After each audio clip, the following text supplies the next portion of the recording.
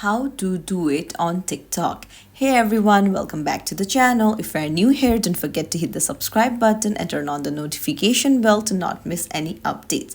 So today I'm going to show you how you can easily do it on TikTok. So let's dive right in.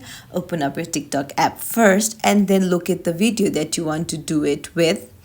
And then you'll see the share button on the left hand side. Just tap on it and then swipe to the left,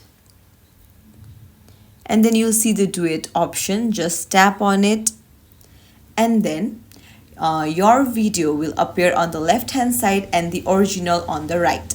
Now to start recording, you can hit the red circle and then that's it. You can even add text, stickers or effects and write a caption and post your duet. It's as simple as that. If you found this tutorial helpful, don't forget to like and subscribe to our channel for more tips and tricks. Thank you for watching. See you in the next video.